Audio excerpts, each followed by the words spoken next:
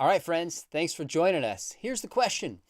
What would you like to ask a secular Jew and a Christian professor? My guest today, you know him either from his great work on podcasts or his own publications or being a Twitter star or being on this channel back for the third time, Adam, which is pretty awesome. Yeah. Adam Davidson, he describes himself, I know it's tongue-in-cheek, but I love it, as an atheist New York media elite in conversation with a Christian apologist. And our goal on this one is earlier I had a chance to interview Adam about his life, about his story, about his spiritual journey. He interviewed me. Now we're shifting to live questions.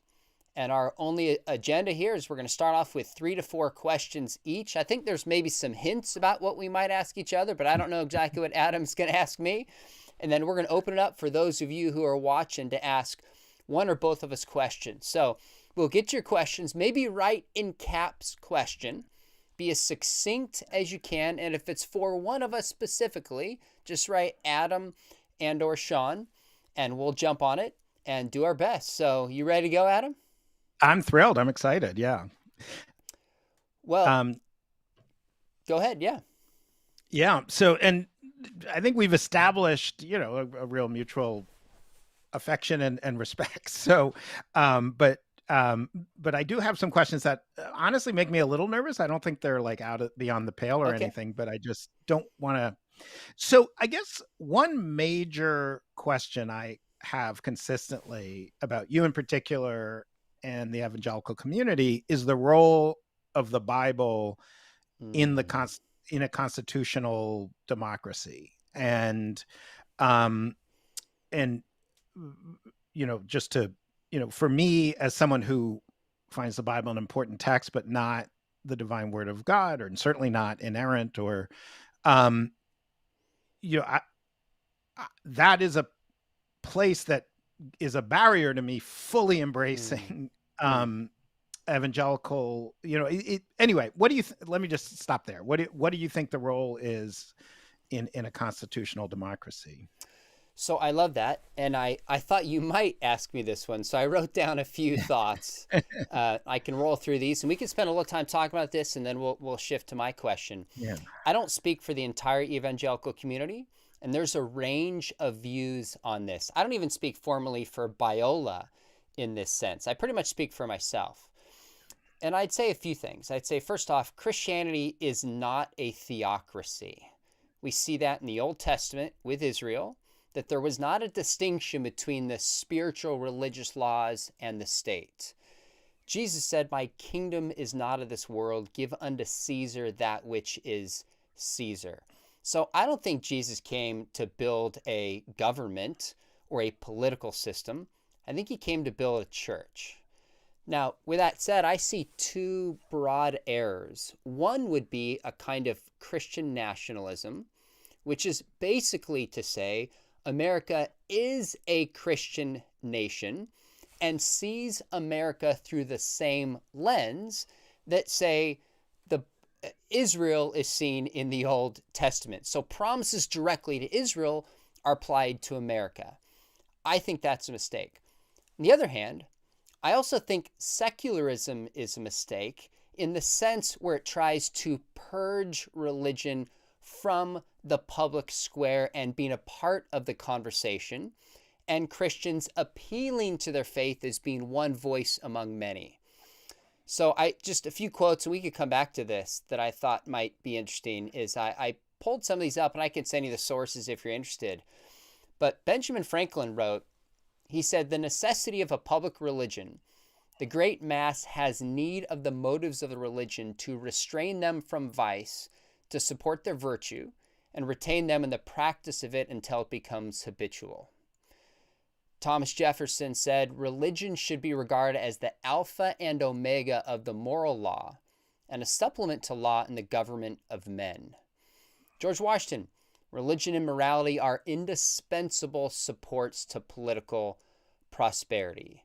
So they're not trying to establish a Christian state, but they're also seeing the value of religion and not trying to necessarily create a state purged of religion. Now, for me, I think the Bible offers a worldview for those who believe in the Christian faith. But it's not a manual for politics. It gives the ends, you might say, for public policy, but not the means. So, for example, take a topic like immigration.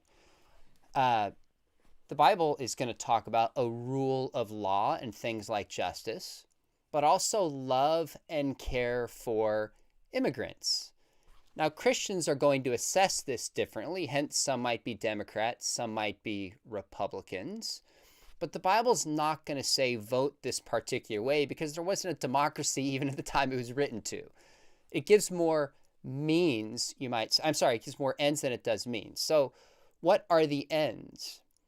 Well, there's a passage in Jeremiah. Pick one from the Old Testament and one from the New. Jeremiah 22:3 says, "Thus says the Lord, do justice and righteousness, and deliver the hand of the oppressor, him who has been robbed.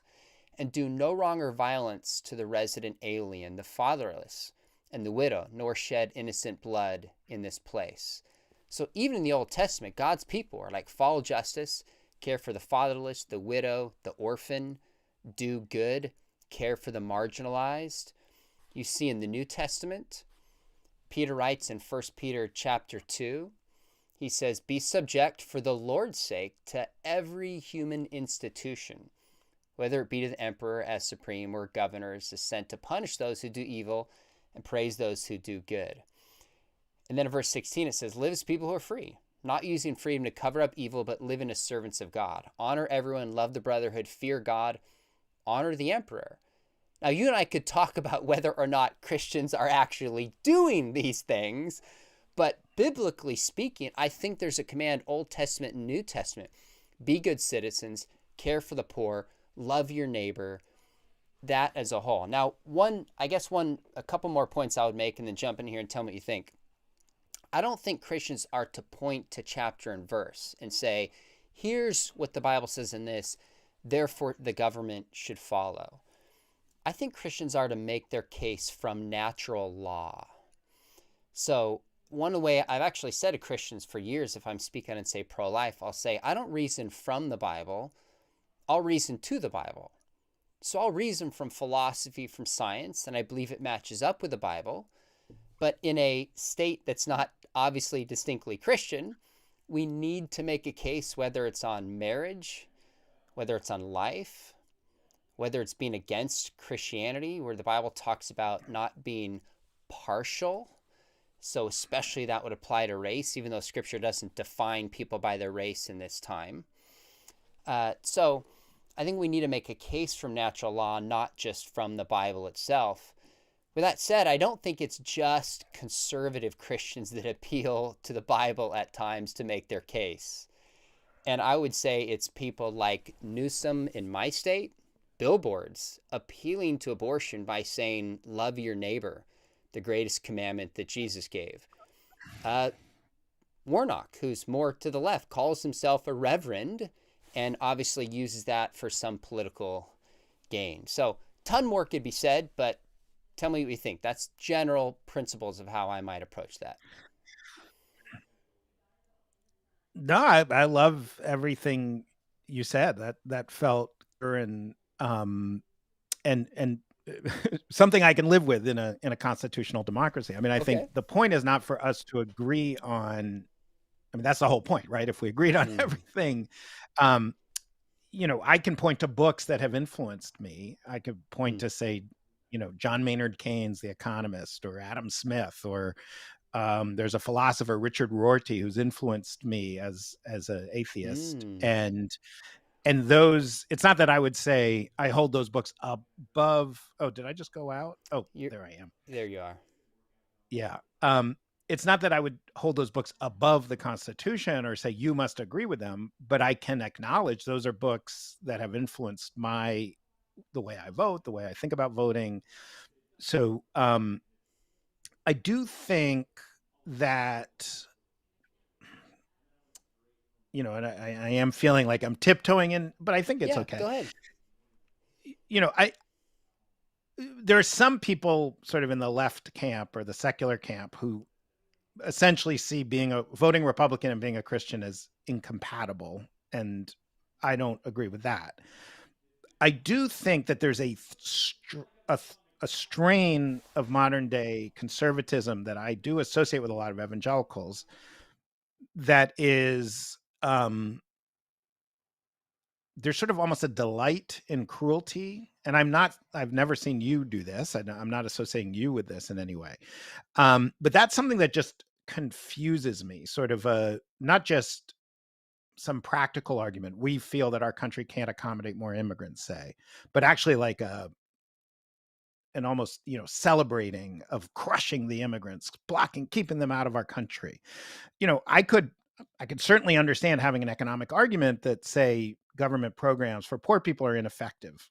That's a totally reasonable view, but a sort of delight in mocking the poor and mocking the needy. And that feels like something I get from what I think of as Christian associated media. And I find that very troubling and frankly, very confusing. It feels like, I'm no Christian. You say you don't speak for evangelical Christians. I think it's safe I don't speak for evangelical Christians too. But I find that really confusing. I don't think just I find that confusing. I think tens of millions of Americans do. And similarly, I mean, how can we have this conversation without mentioning former President Trump? And, I think a lot of us who say, for example, supported Bill Clinton back in 1998, we accepted that there was a moral issue that Christians had. And then the support of Trump just reveals, oh no, it was never a moral issue. It was, it makes it feel, oh, it's just about power or politics because, Donald Trump is rather theatrically not a particularly moral person. And look, it's perfectly valid to say I'm going to support someone who's immoral because he gets what I want across. But it is confusing to us. And I guess I feel like in my world, this is a very long-winded question. In my world, evangelicals, it has been a really bad 7-8 years for the view of evangelicals that I'd say you were never very popular in my world, to put it mildly. But there's a kind of view that, oh, you don't actually have any principles. You don't, and I wonder if is that a conversation you're having? Is that something you're sensitive to? We don't have to get into, is Trump a good guy or bad guy or whatever. I just mean, you understand what I'm asking. Can I hit pause on the Trump question for a little bit and come back to this? I would say a couple things about your earlier comment, that it feels like Christian media celebrates in the denigration of, say, immigrants or those who are more on the left. I agree with you. When that happens, bothers me deeply. Now, I guess a couple things I'd say in response to that. Number one, I really don't think it's most Christians who feel that way about the other side. And that's based on my research. That's based on my experience. Now, I could be wrong about that, but I really don't think most Christians have that kind of attitude. Are there some in the media? Absolutely. I heard a comment this week about Pelosi's husband from an outspoken conservative Christian making a joke about it, and it kind of made me sick. And I thought, what are we doing? We are missing the forest for the trees here. So it happens sometimes. I also think that as a whole, the media is going to pick up a lot more on those kind of what I would consider more aberrant behavior, as popular as they are, than your typical Christian who's just living out trying to love their neighbor in their neighborhood. I think there are certain biases within the secular media that are going to highlight certain things, whether it's because that's what bothers them most, whether at times that I've experienced they want to paint a certain picture of Christians, pull those out. But all I say is those bother me as much as they, maybe not as much, I actually think probably as much as they bother you in a different way. I guess so. Yeah. Because I don't think they're Christian responses. So I Yeah. think Great. that's where we can We're have some aligned on common that. ground. Yeah. Um, Yeah. let's come back to Trump. I went back and forth on asking you this or not, Adam. It's the most obvious question from a Christian, but I really do want to know, who do you think Jesus is, and why do you think he has had such an impact on world history? I mean, I was just in the grocery store, and you liked this tweet where it was like Moses and David and Joshua and Aaron, all these biblical names of people deeply shaped by the biblical worldview, many of them Christian names. You look at art, history, film, government. Arguably, no one's had more impact on history than Jesus. I don't want to argue that. Minimally top 5 for the sake of conversation. Yeah. So, out of curiosity, not to debate this, who do you think he was, and why do you think Jesus, or at least the story of Jesus, has had such a profound impact on the East and the West? It's something I've gone back and forth on. And even though I'm not, a follower of Jesus, this is where I'm unlike most of the people in my secular world. I have my college degree is in the religions of the ancient Near East, specifically around the time of Jesus's birth. I'm actually next week going to the American Society of Oriental Research, the big annual conference of people who secular scholars or just non-Christian scholars at Harvard next week to talk about, ancient Mesopotamia and Assyria. It's an area I'm fascinated with. I'm actually writing a book right now on ancient Mesopotamia. So I share with you a real fascination with the period, etc. So this, I would definitely no expert. You could talk to pretty much any PhD and they know infinitely more than me, but I know more than the average secular person who's like, I don't know anything about Jesus. Sure. So I do think it was a very pivotal hinge period in human history where predating Jesus and post-dating Jesus as well, you have a transition from your faith is just tied to your nation and it's to faith becomes optional. You were an Israelite, so you believe the Israelite gods. You were an Akkadian or Assyrian, so you believe those gods. You're an Egyptian, you believe those gods. And for a whole host of reasons that we don't actually fully understand, there's a period starting, I think, 50 to 100 years before Jesus where faith becomes optional. And so there's a lot of candidates in that window for, I think if you were around when Jesus was preaching, it'd be very unlikely you'd say, oh, this is the one that's going to be the big one. You'd probably look to Manichaeanism or the ISIS cults. I mean, there were ones at the time that were way more impactful.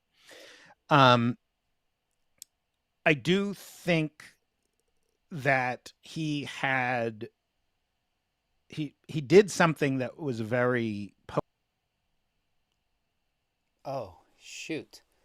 We lost Adam. He's going to come right back on. He was just telling us his views on Jesus and somehow cut out. Here we go. All right. We got Sorry you back. about that. You were just saying you thought something unique about Jesus. Yeah.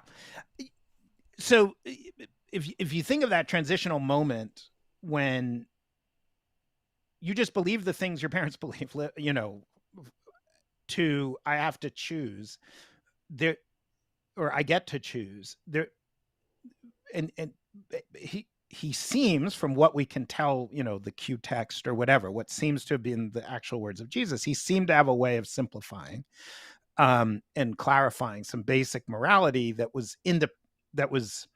felt more universal, more accessible to a broader audience. I do believe he was largely entirely preaching to a Jewish audience. That's my understanding.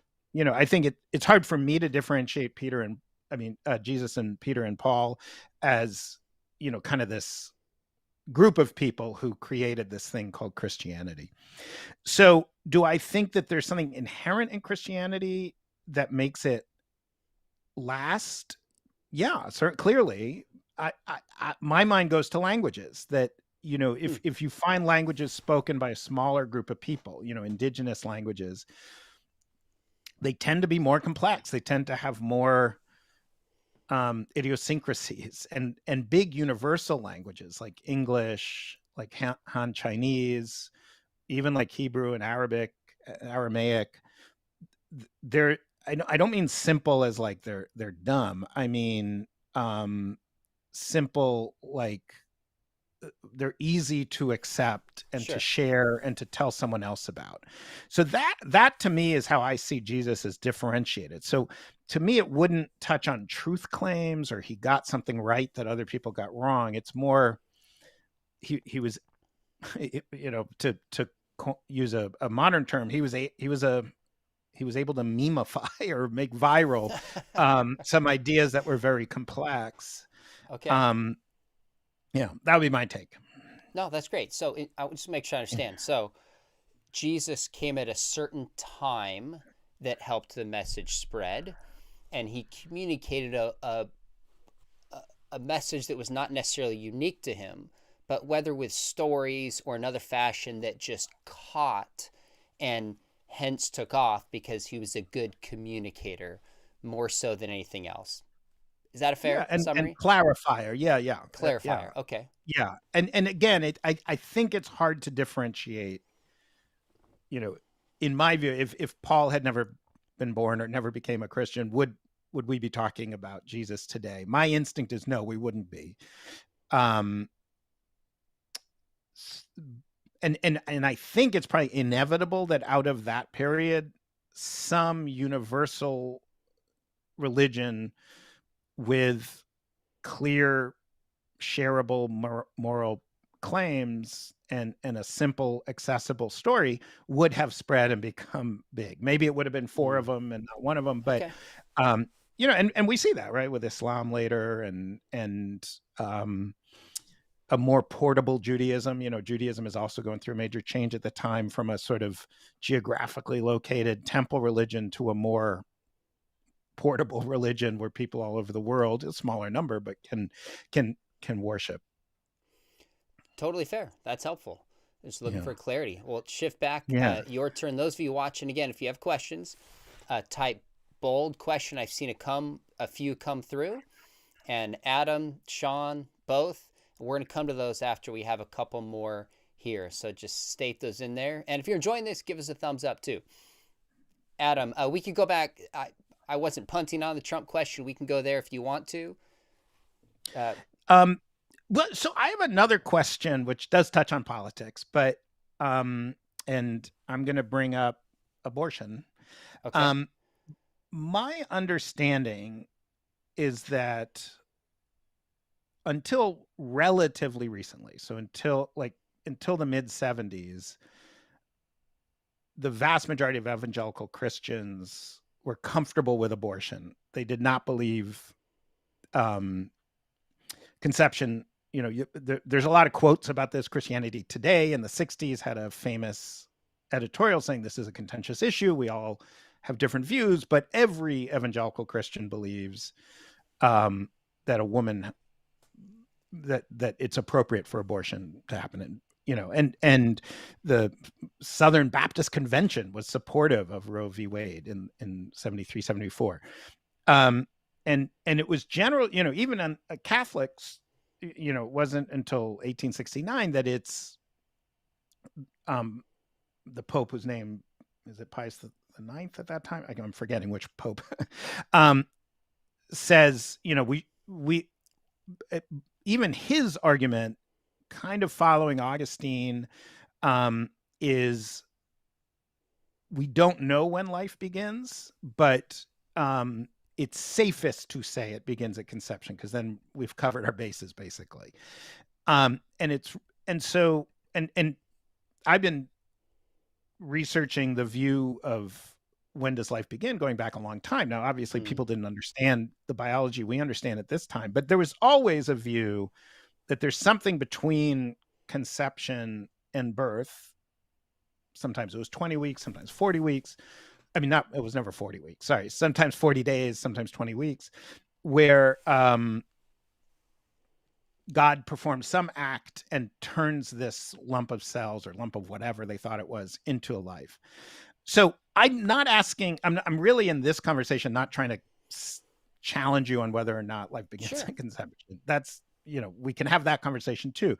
The question I have is, how do you process that history? Because I've seen you speak very forcefully and very certainly about this issue that life begins at conception. But I'd be curious what your dad says. I mean, does he Yeah. remember people thinking about it differently? And if people did think about it differently for thousands of years, 2000 years, is that relevant to today's political, should that challenge your certainty a little bit? So I have no idea how my dad would respond to that. He has not spoken up on issues of abortion, although he's spoken a lot on sexuality. But he does remember when it went down because he's 83 years old and was Yeah. alive and well in Yeah. 73. So for me, I think there is a sense, as I've looked at this historically, that Roe versus Wade really, you might, depend how we look on this, woke up the church to start caring about the unborn in a way that it didn't before. Now, you might say it didn't care about it before because abortion was illegal and it wasn't forced to. Now, if the Southern Baptists endorsed Roe versus Wade or supported it or didn't critique it, I would still want to know why. But I also have no problem saying that the Southern Baptists have gotten issues wrong, including issues of race that they've turned back and owned publicly as well. So I can't speak for Catholics. I would look more broadly and say, let's look at church history, not just the past 50 years.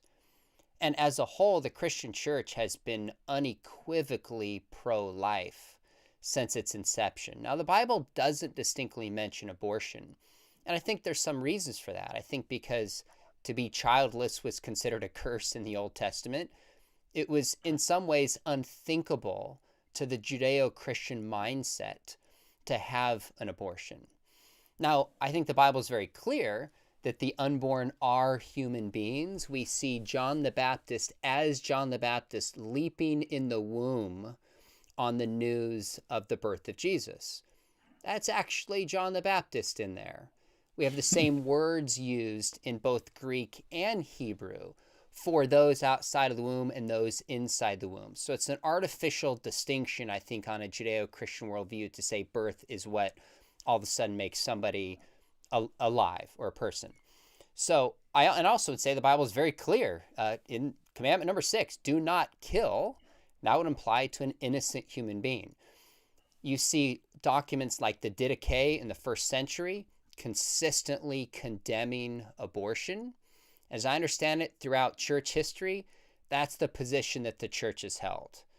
So if the American evangelical church got it wrong, I have no problem saying that they got it wrong. I'm pro-life because of the science and the philosophy and the scripture behind it. Again, that's a full conversation we should probably have at some point. But I think the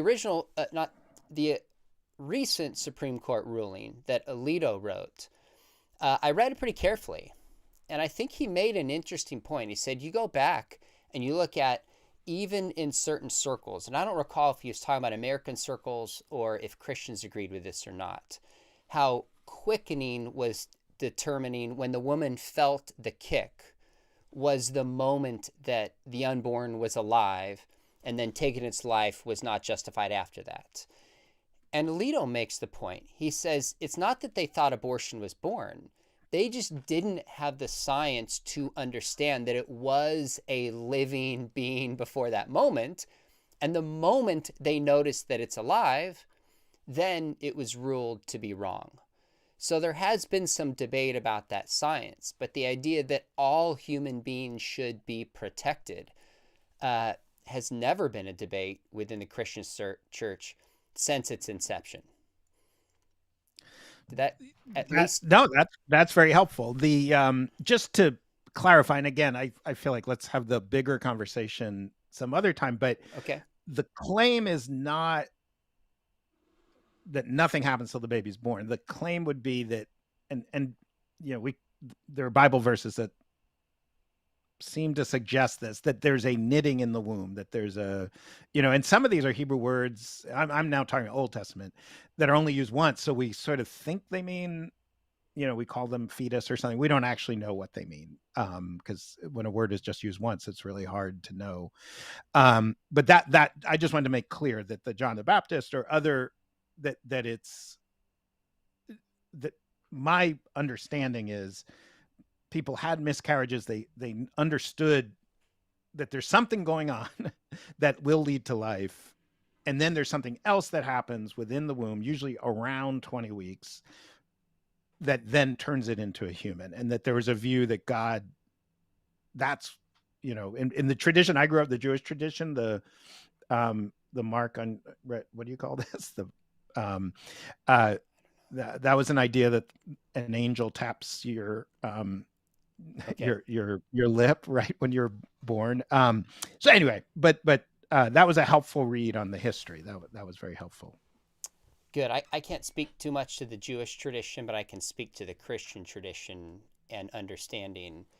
And theologically, now is not the time, but definitely I would push back on the idea of the unborn being a potential human, not being a human being from the text. But again, we can come back to that. We can come back to that. Yeah, just the one big difference with the religious Jews, because they tend to be very anti-abortion, is if a mother's life is at risk, and it's actually an obligation that you save the mother's life. So that, I think that's the one big difference for religious Jews. I'm not talking about secular Jews, but anyway, we can. Yeah. So let me super quick comment on this and then move on. I'm not sure that's a huge difference. I would say when it comes to the life of the mother, just for clarification, there's a difference between the procedure of an abortion intending to end the life of an unborn child and a dilemma such as an ectopic pregnancy, when it is the mother's life or the child's life. Then a choice has to be made, and the intention would be very different to save the mother than intending to kill the unborn. So that's a nuance. Again, I think we should do a whole show unpacking some of these would be helpful. Yeah. But that's helpful. Let me ask you this. Here's a question I had for you. And then I think since you mentioned Trump earlier, at some point I should probably come back and address that. But let me ask you this for now. And this came up early on. Oh, there's a ton of questions here. I apologize if we're missing some. But somebody framed it the way, and you know what? I don't want to lose time looking for this. Shoot, I was trying to draw somebody in. Here was the question. They said, Adam, what would it take to convince you to shift your worldview, that either God exists or Christianity is true? So I'd love to hear.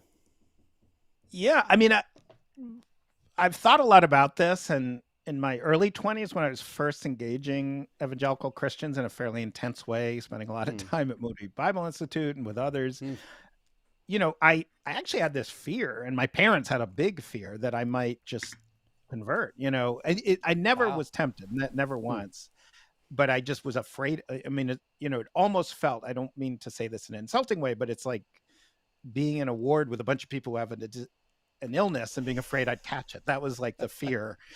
I'd say now that I'm in my 50s and I feel fairly settled, I certainly can't say it'll never happen. But when I think about, my assumption is it would never be an intellectual argument. It would never be, William Lane Craig finally convinces me that the Kalam cosmological argument is true or something. It would be a lived experience. And I've never had an experience that comes close to that. That still, today, using my, I'm sort of trying to be the nicer Christopher Hitchens. The me today would say, well, that person is deluded, like that. The fictional Adam of the future who believes that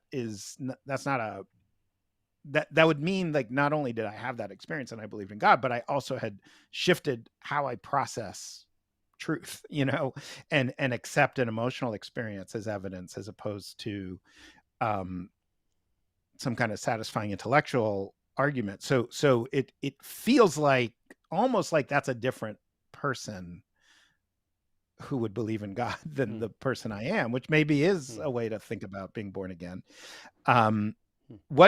How about you? Like, can you conceive of not believing in God?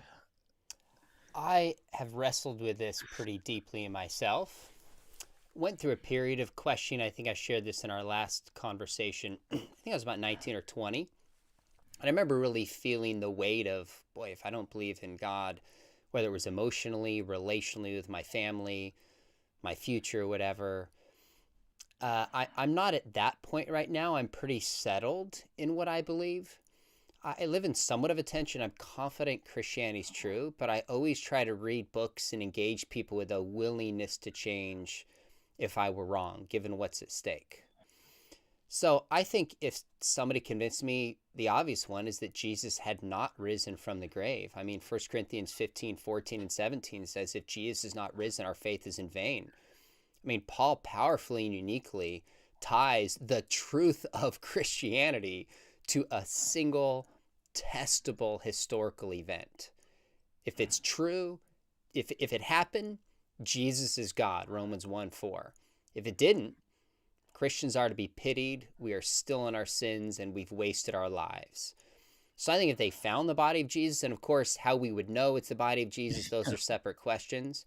If someone convinced me there was a better explanation for the start of Christianity than the empty tomb, the appearance claims, the conversion of skeptics like James and Paul, then I think if I was intellectually honest, I would have to give it up. I also view Christianity cumulatively. I think it best explains a large amount of data, why there's something rather than nothing, fine-tuning, objective morality, origin of life, origin of consciousness, near-death experiences. I think there's a cumulative case. But the one linchpin is if they explain away the resurrection, I would have to give it up. Now, emotionally, I mean, if I had some just horrific evil happen and didn't have my prayers answered, I would like to think I would stay strong with my faith. But could that potentially hijack me? Sure. That's where, to be honest with you, Adam, I pray sometimes. I'm like, God, help my belief and prepare me if something like that happened. That's a prayer that I have. But that is the kind of thing that I think in principle could do it, because I think when it's all said and done, the biggest issue most people have is the seeming hiddenness of God, and why is there evil and suffering in the world if God is powerful and good? So I think there's that intellectual piece, the resurrection, that, again, you said a lived experience for, maybe be a lived experience against, yeah, that could count the other direction. I mean, I have had the experience of being in a church and everyone seems to be having a really big experience and I'm not. And that's a very lonely, weird experience, I have to say. It's not a pleasant experience for me. But I've also had that in a mosque. I've had that in a Buddhist setting. So to me, I see that there's something that, for me, like spiritual or religious people have access to that I don't find myself having access to. I mean, I assume my love of my child or my wife or moments of feeling like I really accomplished something come close. But again, it's hard for me right this minute to think of a situation where I would then say, God is real, and also this application of God, Christianity, is the right one. That right now, this minute, I'm sure it's possible. It feels impossible right now, other than, Well, I appreciate that. This is an area where I maybe differ with some Christians, maybe not, is you can have an experience like you described in church of God. A lot of people are going to have that same experience at a Coldplay concert. Right. And Christians are like, oh, it's the Holy Spirit. I'm like, maybe not. Maybe we're wired to just have this sense of solidarity and the transcendent that we can experience in different places. For me, I have a lot of friends who've had direct supernatural experiences with God. The biggest experience I would point towards was just understanding my own sinfulness and brokenness, and the experience of grace in my life is what makes worship so powerful to me. And I don't know that that's like seeing a vision of Jesus, a miracle in that kind of experience, but that ties back to my own conversion, my awareness of, oh my goodness, I need a savior. that kind of experience that I think we see in the scriptures is one of the more powerful ones to me. Now, I realize you from the outside looking in wouldn't find that compelling, but that's the kind of experience that I think is primary for me as a believer. Can we do this? Yeah. Can we? You've asked me a couple times on Trump, and I feel like it Yeah. came Yeah. up Let's get into earlier. it. Let's do People are it. going to Yeah. be Yeah. disappointed if we don't. So I thought you might ask me this. So I wrote a few things down Yeah. Yeah. and then push back. Tell me what you think. So first off, and I've told you this, I am not a political apologist. I have followed in my father's footsteps where he loves politics, is brilliant, but doesn't speak to it because he feels like he has a bigger call on his life. And that's why I don't, right or wrong. Now, my podcast, separate from this, that I host at Bio, we talk about race, immigration, gun control, political issues. But I'm not endorsing or criticizing candidates. I'm talking about worldviews and beliefs behind it. Now, I do think what you said earlier is fair. And I've had said this a couple times on occasion, that Christians who said back in the 90s, it's all about character. And if Clinton will lie to us about his private life, he'll lie to us in his public life, and then shift and support Trump and seemingly say character doesn't matter. If I'm looking in the outside our community, I would call that out too. I think that's a complete fair position to make. Now, as a whole, and there's probably more positions than this. Obviously, there's never Trumpers, some of whom are my friends, who have said, in light of what you just said, voting for Trump is going to cause more lasting damage to the church and its witness than supporting him. And they've been public with that. There's a number of evangelicals who would say they would vote for Trump kind of while holding their noses, and then others who enthusiastically endorse Trump. I'm not going to mention how I voted. Maybe some people could guess. They may get it right, maybe not. But let me just tell you a story of somebody who I met recently. I asked him this question. I said, how can you as a conservative Christian vote for Trump? And he's from a coastal state, let's say the opposite coast of where you are, left-leaning state, my coast. I'm just going to leave it at that. Works for the Republican Party, and during the primary process supported Cruz pretty solidly for reasons that probably to most people more obviously line up with evangelical views. Trump won the primary, so he voted for him. I said, okay, how do you feel about your vote? He said, well, I'm super critical of how he handled COVID. Think he failed there. But he also feels like he largely ruled conservatively on issues of the economy, SCOTUS Supreme Court, Israel and the Middle East, pro-life issues. And he said, Sean, for me, I see character on both sides of this. More so with Biden than with Clinton, although character is both. And we could walk through some of the charges, and I don't necessarily want to do that, but I think he at least makes a fair point that it's not like character on one side and not on the other. As he sees it, there's serious character issues.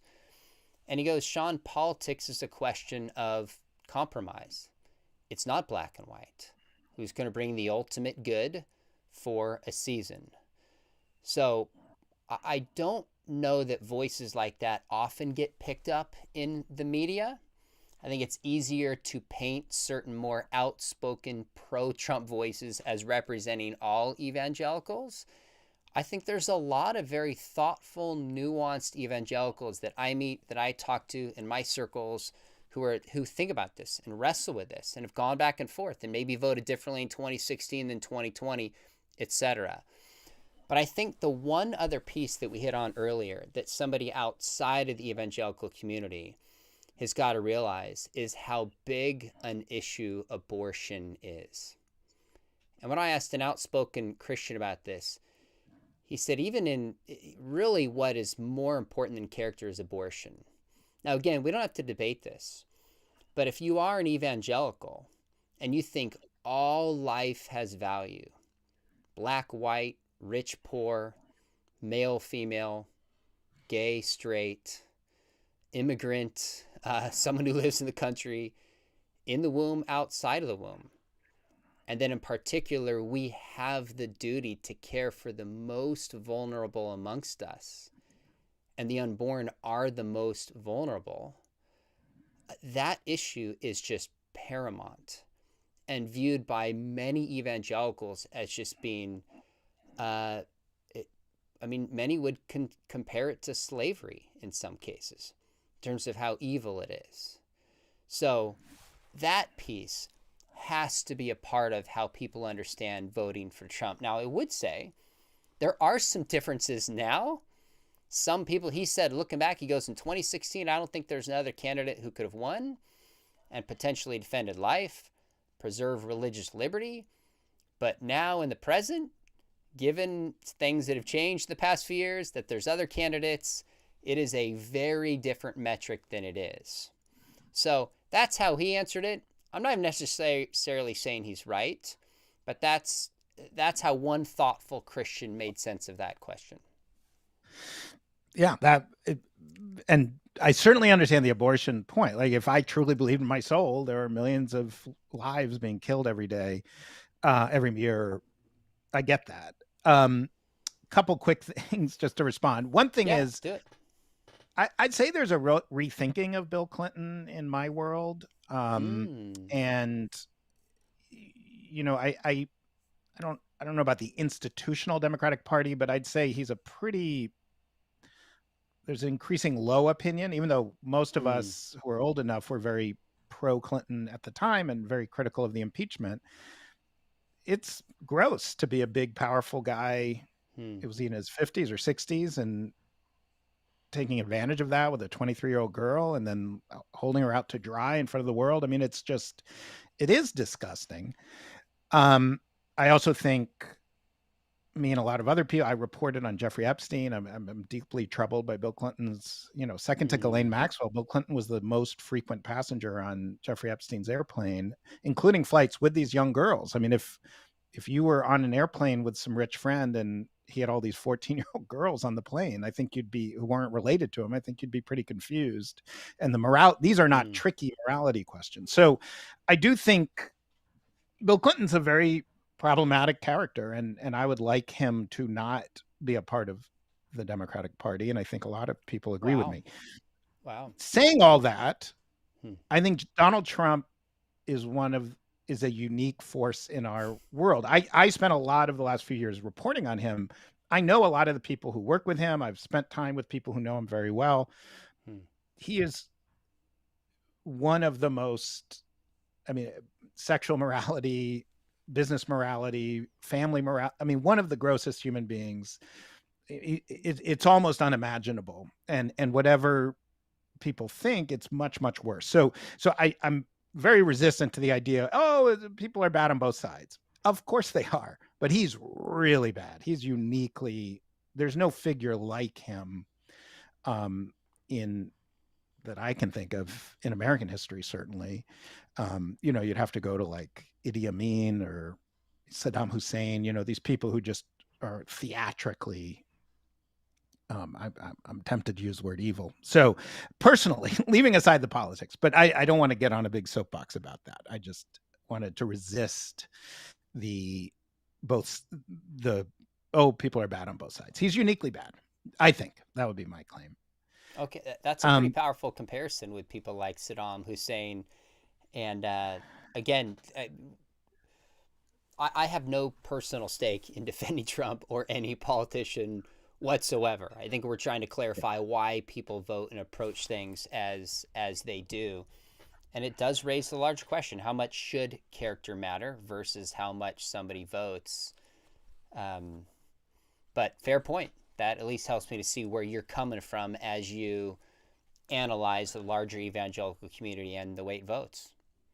So that's as helpful. An outsider, though, I'm with whoever says this has a long-term damage on the evangelical position in American politics. I do believe that. I don't know if you believe that there is, I perceive in my world, and I'm not saying I believe this, I'm saying I perceive strongly, again, it might not matter that much because it's not like, you went from like 3% popularity to 1% or something. So it's not, but there's losing that belief that there is valid moral views. And that probably is a result, as you said, of media propping up the most extreme, and not having these kinds of conversations, which most people don't have.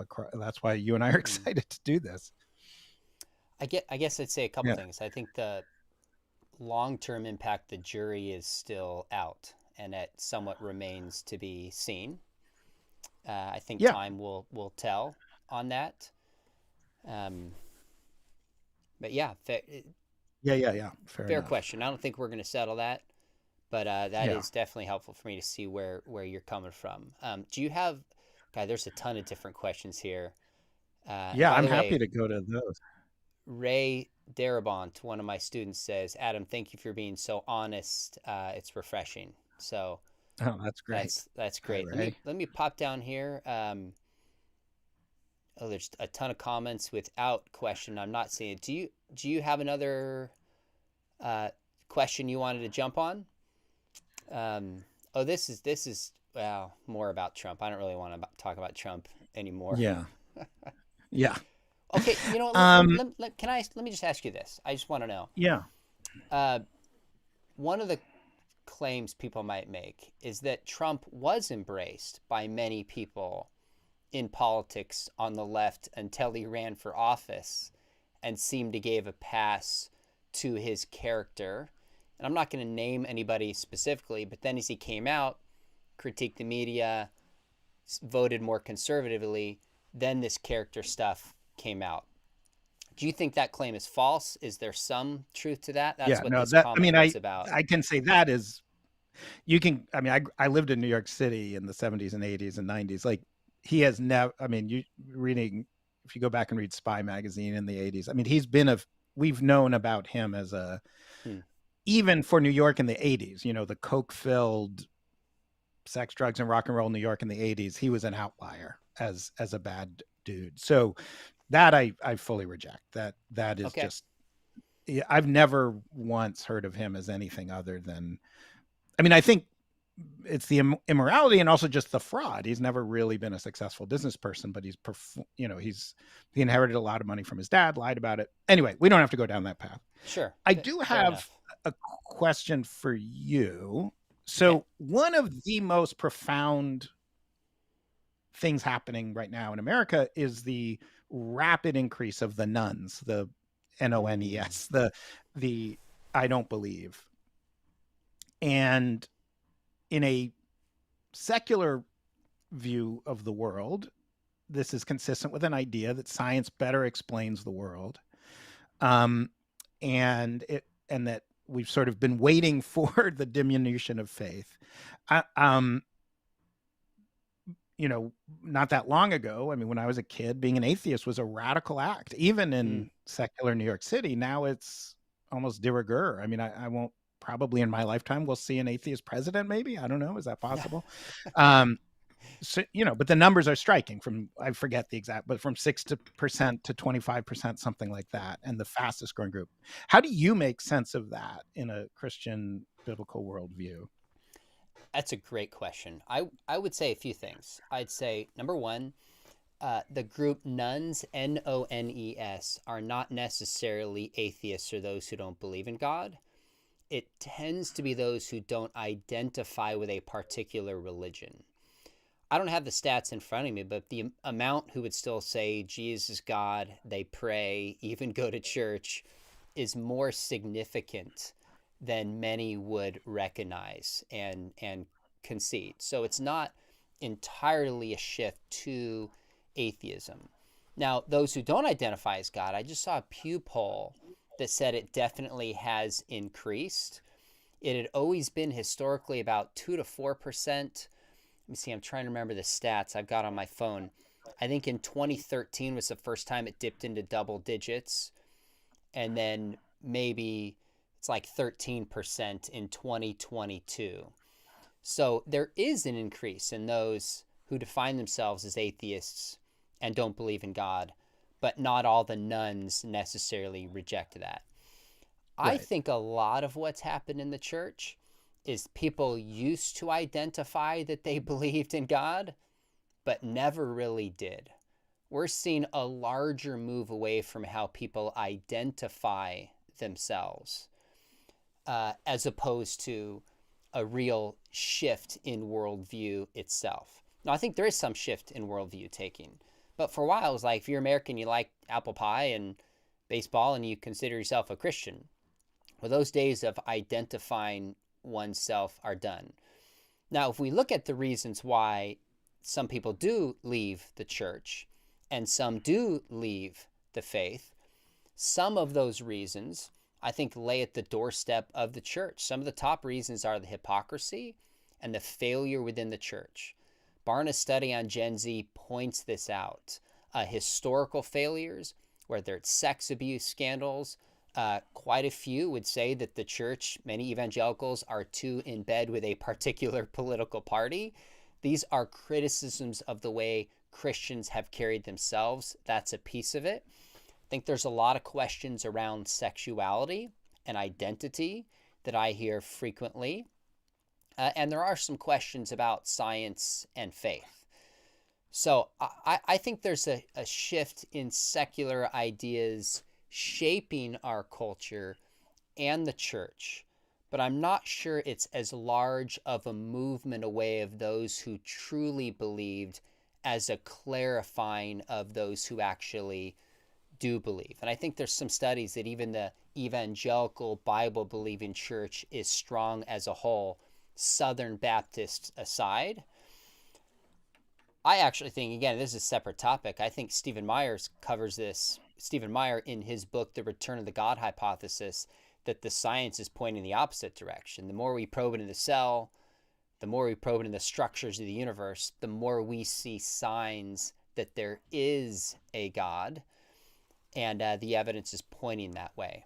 So a ton more could be said, but does that Yeah. help? Did that I mean, answer your I do question? think they are I mean, what I was taught in college, a secular University of Chicago secular college, when we studied sort of modern American Christianity, it was that fundamentalism and evangelicalism was a reaction against politics and a reminder that for a Bible believing Christian, we're briefly on this earth, and our focus should be on the eternal.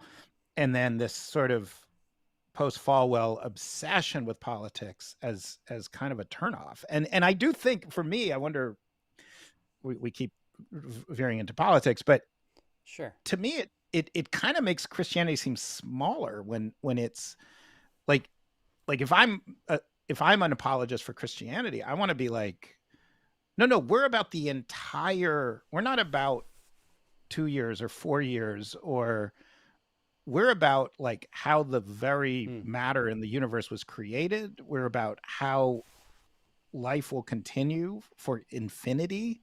Like, those are big things. Those are not like, let's own this lib who said this snowflake thing on Twitter or something. Like sometimes Sure. it feels like I don't, and this is not about you, but for some Christian voices, I'm like, I don't think you actually believe it. Because if you did, you wouldn't care so much about, it's like sometimes my son, who's 10, gets really upset about something, and I don't get all involved in his upset. I'm able to take a more mature, bigger view and I would think one of the benefits of Christian faith would be that you take all of this with a much bigger view than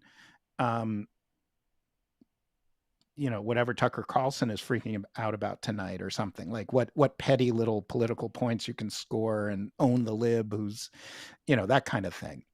Anyway, sorry, that was my little soapbox again. It's hard for me to not get on my soapbox. Let me just say that I hope Christians, and in particular Christian leaders and apologists, are listening. Assuming I heard you correctly, I agree with everything that you just said. I think we miss the forest for the trees. And I would bring it back to the question you asked me earlier about the Bible and like American culture and politics. As I read Jeremiah chapter 22 and 1 Peter chapter 2. There's a sense of being a good citizen first, because our citizenship is primarily in heaven. And C.S. Lewis said, if we focus on second things, we miss first things. If we focus on first things, we get second things thrown in. I think a lot of Christians are stuck on second things and miss the first things, the larger thing that you're talking about, that we're citizens in heaven. Now, that doesn't mean we just get raptured and politics doesn't matter. The whole point of Peter and Jeremiah is, if we believe we're citizens of heaven, then we should live that out in the presence as agents of justice, as agents of caring for our neighbors, as a witness to a larger citizenship and a peace that we have by not getting caught up in these things you said, such as on the news or owning the libs. So I'm with you on that. And I actually mourn when I see this a lot, because for me, frankly, I could probably grow a much bigger channel and reach, have more subscribers, and eventually probably make more money if I played that game, but I don't. Now, I do think Christians need to speak to politics, and we haven't touched on this, but clearly I think politics matters with life. It matters with immigration. It matters with the transgender debate, and I think Christians need to speak to that for the good of society. But I guess to go back towards, to bring it full circle to Trump, in some ways, it's less to me who a Christian votes for on that issue than how a Christian does it and how they characterize others. I think Christians need to think through very thoughtfully, how do I think about this issue? What candidate is objectively best for the country and why? Think it through, consider the other side, but then hold our political views with conviction, advance them in the public arena, but with charity and kindness towards others. And I don't think we always do that well. And I think you hit on it. So maybe that's a good one. Luckily, my side is always super reasonable and chill about it. So, I'm glad you said that tongue in cheek. I think it goes both ways. That's awesome. There's a ton of questions here. There's questions about the rapture. There's questions about Jesus. There's political questions about contraception. Obviously, we didn't get to a lot of these. But Adam, I do want to say, I really appreciate you coming on. I appreciate you being asked the tough questions. I always feel like you want to know truth and ask the tough questions from me, but you're not trying to win an argument for the sake of winning an argument and advancing some agenda that you have or I have, but really want to understand. And that doesn't happen a lot today. So thanks for reaching out for me. Thanks for coming back a third time. Let's do this again. And I feel comfortable. I'm sure you do. We could probe into even some more of these issues in some more depth, because I think when it's all said and done, we can agree we got to love our neighbors. We can agree we got to be charitable, but we're going to have fundamentally different worldviews on these issues. Yeah. But I don't see a lot of people having that conversation, clarifying, pushing back, and still doing it charitably. So I think we need to follow up and do that. No, I really love having these conversations with you. It really is very meaningful in my life, and I do it all the time. I'm also game if you want to make some money. Just we'll yell at each other for an hour. We can speak. But I mean, I feel like something that you and I are both committed to is at least knowing what we're arguing about. Like, I think that is a value here, that very often my side is arguing with a fantasy of your side and the other way. And I think you and I can, even if we never agree on too much, and maybe, who knows, we might agree on a lot of things, who knows? We tend to focus on the things that divide us, but just knowing like, oh, that's how you see it. And that's how I see it. I think that is a service, you know? I think you're right. And I think it goes both ways. I think Christians don't often, I think we established this last time, understand what secular people believe and why we have stereotypes. I also rarely meet somebody who's not a Christian, who's pro-choice, who has taken pro-life arguments seriously and thought through how to respond. So I think it's a problem both ways. And we need to continue the conversation, my friend. Yeah. I got to let you go. We will follow Yeah. up and do this Wonderful. again. Hang on. I do want to say thanks afterwards. But again, really appreciate you coming on. Love these conversations. And we're going to do it again soon. Awesome. Thanks, Adam. And by the way, I almost forgot. This channel is, in fact, supported by Biola University. If you want to study apologetics, one of the things I try to uniquely do is help Christians engage those with a different worldview thoughtfully and truthfully. So we have a distance program. Information is below. We would love to train and equip you on how to be apologists today. All right, check it out. Make sure you hit subscribe, and we'll see you next time.